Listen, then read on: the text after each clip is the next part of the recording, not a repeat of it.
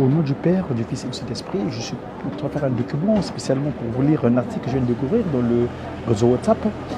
Quelques détails de Nkamba. Mboka Nkamba, na tango ya kala, Mboka Nkamba ezalaki na kombo ya Mbanza Mbola.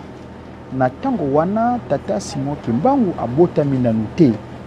Mboka Nkamba ezalaki na secteur ya Ntimanti. Donc ça se traduit comme ceci. À l'époque, la ville nouvelle de Nkamba de Jérusalem, avant que ce soit cette ville nouvelle, s'appelait dans un premier temps le Mbanza Mbola. Mbanza Mbola, c'est-à-dire la ville de Mbola. Avant que Simon Kimbangu puisse naître, et ça se trouvait dans le secteur de Ntimanti. Azalaki Namboka Mbanza Mbola, et Azalaki Namboka dans ce village de Mbanza Mbola, il y avait un monsieur qui s'appelait Mwemwa Ndundi. Il était marié à une femme qui s'appelait Mama Kimpanga. Ils ont, avec cette union, sortir trois postérités, à savoir Tata Kouyela, Tata Kumbesa et Mama Louyalo. Et dans le même contrée, dans ce même village, donc à Mbola, il y avait un monsieur qui s'appelait Nsingi Amadima. Le monsieur était marié à Mama Mwilu Ankondi. Et dans cette union sortirent trois postérités au nom de Mama Mouimindabou et Mama Luezi Wafouemina et Mama Kinzembo. Voilà donc la postérité de Nsingia Madima et Mama Mouil Ankondi, naîtra donc Mama Mouimindabou, Mama Luezi Wafouemina et Mama Kinzembo. Bango nyonso wana bavandaki na mboka Mbanza Mbola pe bazaleki ba koko ya Tata Simon Kimbangu. Voilà, c'est les ancêtres, donc les grands-parents de Tata Simon Kimbangu. Kobala Tata Kouyela na Mama Luezi Wafouemina babotaki mwana moko ya mobali. Donc la liaison, les relations entre Tata Kouyela et Mama Luezi Wafouemina, il y a eu donc l'arrivée de Tata Simon Kimbangu, ce dernier qui naquit le 12 septembre 1887. De 1895, na bomwana na ye azalaki kokola na botosi mingi azalaki na mbula mwambe 8 ans. Mokolo mosusu na mabota na bambuta bamboka bafandaki. Donc c'était ce qu'on appelle le mbongi, où les vieillards se rassemblèrent.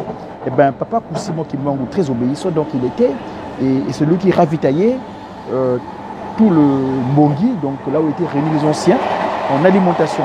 Donc, il faisait souvent des va-et-vient entre les différentes maisons où sortait la nourriture alimentaire. Et Tata Kimbangu Alobaki, très obéissant qu'il était, les parents étaient heureux de constater qu'il était très obéissant. Alors, grande surprise, au moment donné où le père Kouyela se sentit très fier de son enfant, papa Simon Kimbangu, après avoir reçu beaucoup d'éloges, ce dernier intervient en disant à son père que, écoute papa, toi tu es mon père, c'est vrai, mais avant que tu sois, moi je fus déjà. Voilà.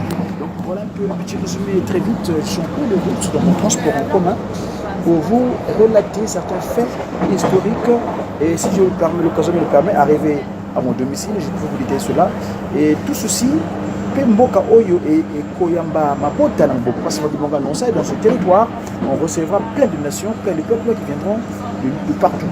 C'est dans le livre de Genèse, l'équivalent de Genèse 32, versets 27 à 31.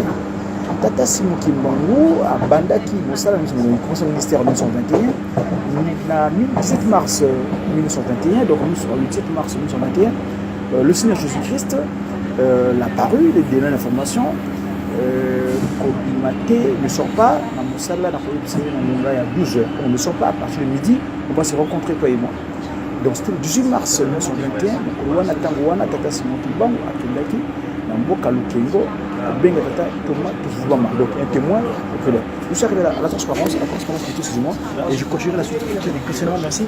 C'était votre serviteur Pierre Congo. Comme vous avez demandé, j'ai qui? J'ai sa divinité, Tata Simon Kimbangu, qui est un ami, l'esprit de vérité. À très bientôt.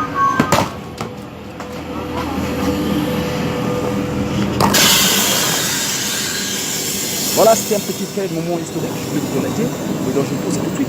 À très bientôt. Qui? J'ai qui? J'ai sa divinité, Esmod Kiagani, à qui je sollicite toutes choses, évidemment. Merci.